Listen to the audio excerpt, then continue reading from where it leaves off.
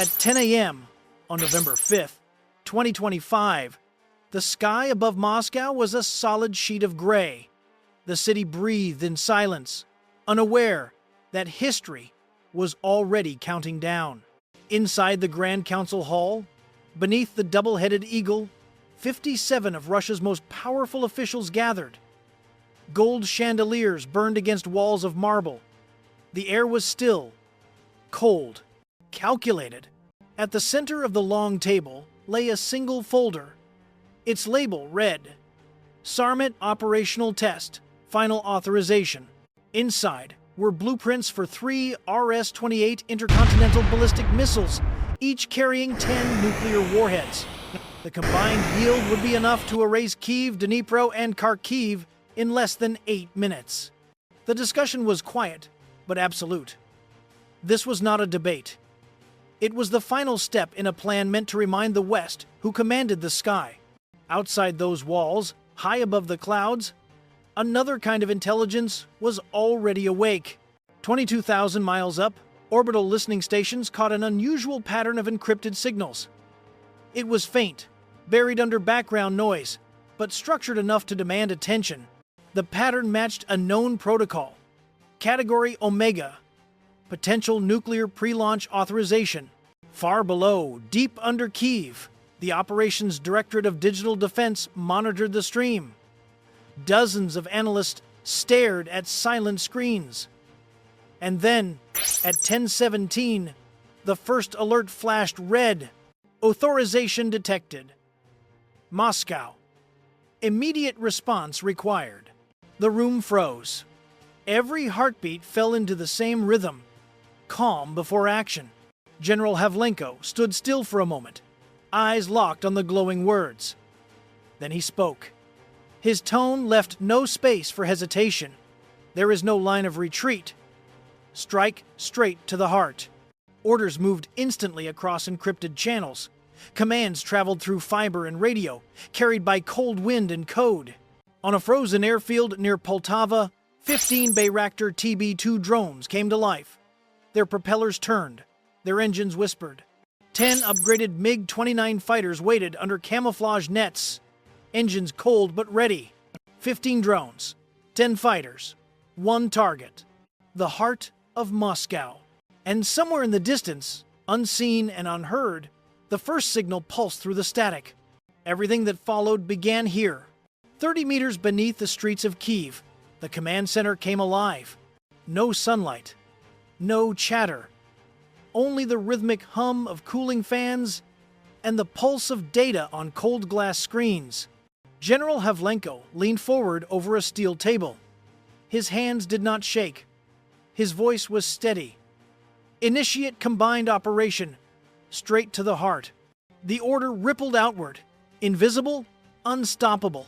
On a frozen runway near Poltava, 15 Bayraktar TB-2 drones rolled into formation. Their wings glistened with frost. Their engines coughed once, then caught. Each was armed with a single low-yield warhead. But destruction was never the objective. The drones were designed to deceive, to draw fire, to expose.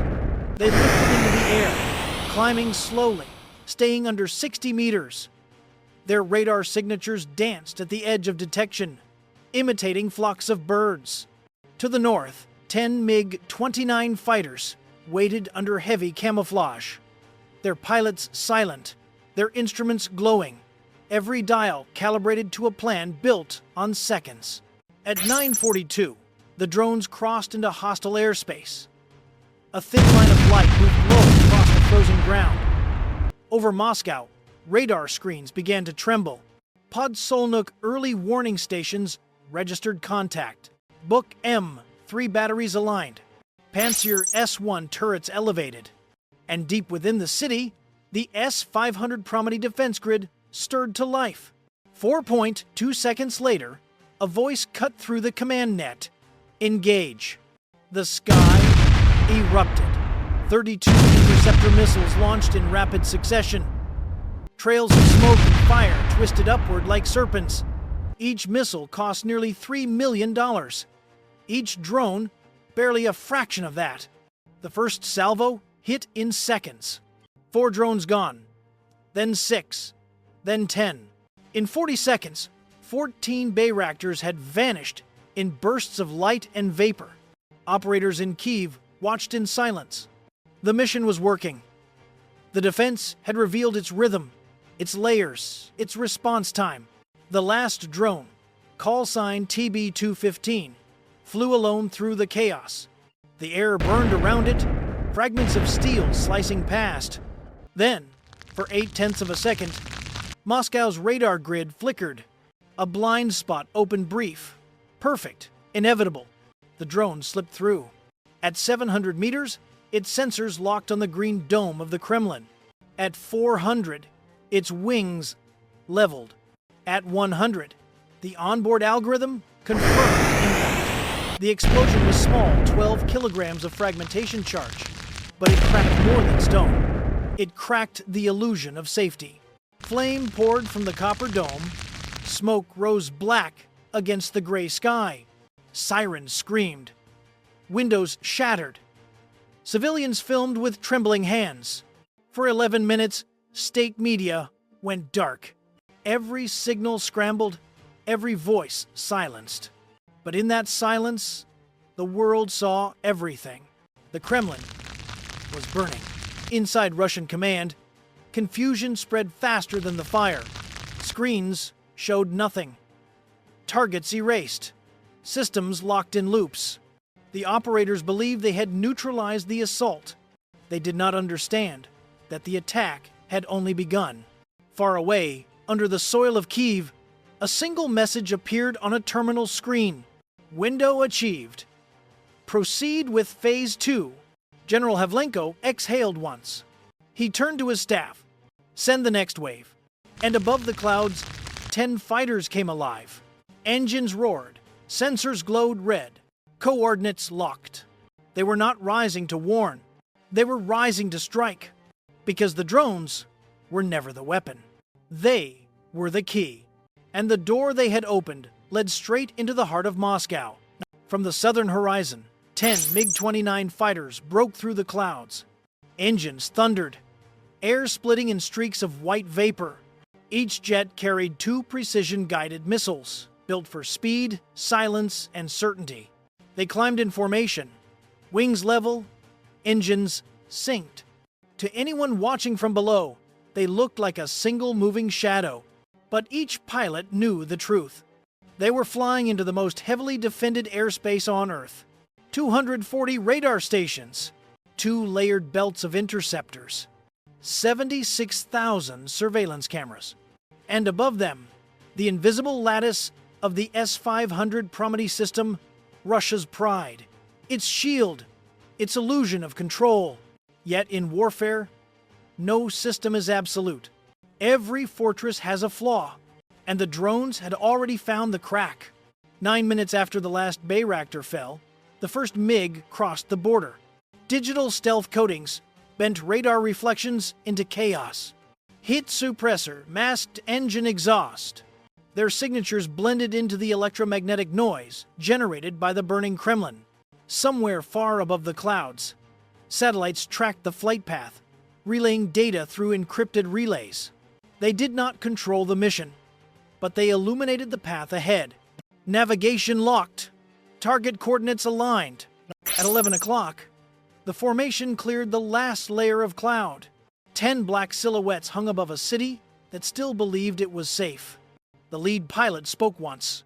Lock primary target, Kremlin Command Complex. The words echoed across the net, cold and clear. 12 kilometers out. Targeting data synchronized across 10 cockpits. Infrared sensors glowed. Radar altimeters ticked down. Then 20 missiles detached in perfect rhythm, burning white trails through the gray sky. Inside Moscow's defense grid, alarms screamed across every frequency. Panzer turrets rotated in unison. Buck M3 systems fired in volleys. The Promety network came alive, launching interceptors that streaked upward faster than sound. In less than 10 seconds, the air above the capital turned into a storm of explosions and contrails. Flames crossed clouds. Sonic waves rattled windows miles away. To onlookers, it was chaos. To tacticians, it was mathematics. 18 of the 20 incoming missiles were destroyed mid-flight. It was a success, but not enough. War does not demand perfection. It only requires one opening. The last 2 missiles broke through the storm. Their guidance systems corrected in milliseconds, tracking heat signatures from the target zone. They struck the Kremlin's diplomatic guesthouse less than 200 meters from the main palace. Twin detonations tore through the compound. Walls collapsed. Roofs folded inward. Flame erupted from shattered windows, curling into the sky like black ribbons. 5 senior officials were killed instantly. 3 security advisors, 1 deputy secretary, and a senior envoy. 20 others were wounded, their bodies dragged from rubble and smoke. For the first time in decades, the Kremlin shook not from celebration or parade, but from impact. Above the city, MiG-29 tail number K-27 caught the edge of an interceptor blast. The right stabilizer shredded. The engine burst in a shower of sparks. The pilot's voice cut through static calm, unbroken, returning to base. He guided the crippled aircraft out of hostile airspace, one engine failing, fuel bleeding fast. He crossed the border at 3% thrust. Hours later, the jet landed hard, but alive. The pilot stepped out, smoke behind him, silence ahead. His name remains unspoken. His actions do not. Inside the Kremlin, the emergency lights flickered. Command channels fell silent. Every officer stared at screens that told the same story. Defense breached, command disrupted, the unthinkable achieved. Far away, in quiet rooms filled with analysts, the data poured in. Flight patterns, intercept timings, radar gaps. The entire engagement unfolded in layers of precision. It was not luck. It was architecture. A structure built from intelligence, timing, and discipline. A kind of warfare designed by those who believe control is stronger than chaos. The strike had not sought destruction. It had sought demonstration. Proof that even the most fortified airspace could be mapped, manipulated, and pierced. At 11:37, a final signal pulsed through the network. Primary objective achieved. Stand by for analysis. Above Moscow, the smoke began to thin. The city was still standing, but its certainty was not. And in the quiet that followed, a new truth settled like dust on broken glass. The heart of Russian power had been touched, and nothing about the sky would ever feel safe again. By noon, the fires inside the Kremlin still burned. Smoke curled from shattered windows and drifted over the frozen river. Helicopters hovered low, their rotors scattering ash across Red Square. Soldiers moved in silence, sealing streets that had never been closed before. 5 senior officials confirmed dead, 20 more wounded. Small numbers, yet heavy enough to shake a government built on the illusion of control. For the first time in decades, Moscow's confidence cracked. The city that had claimed invulnerability now understood vulnerability. And fear, real, immediate fear, had changed sides.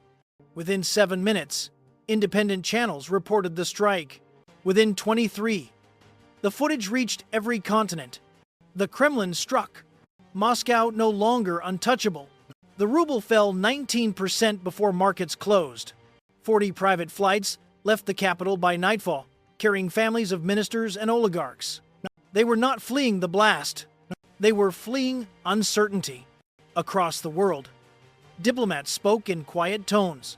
No one condemned the attack outright. No one supported it openly. But every intelligence service studied the same data, tracing the precision, the sequence, the discipline. It was not chaos. It was calculation. And somewhere within that calculation was the unmistakable fingerprint of advanced design. In Kyiv, there were no cheers, no speeches, only a single report delivered to General Havlenko. Primary strategic objective achieved. demonstrate capability to penetrate and strike the core command of the Russian Federation.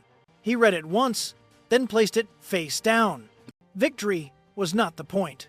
Message was, because the true power of a strike is not in the destruction it causes, but in the knowledge that it can be repeated. The world shifted quietly that day.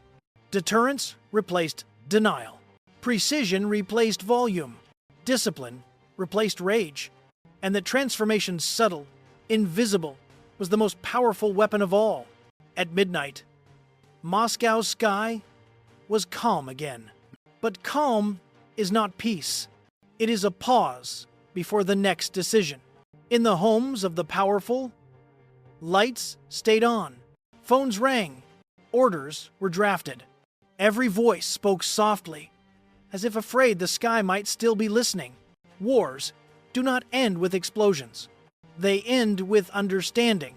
And on that night, the world understood something new. No empire is eternal. No shield is perfect. And when knowledge, courage, and precision converge, even the heart of power can be reached. Above Moscow, the stars returned. But the sky would never look the same again.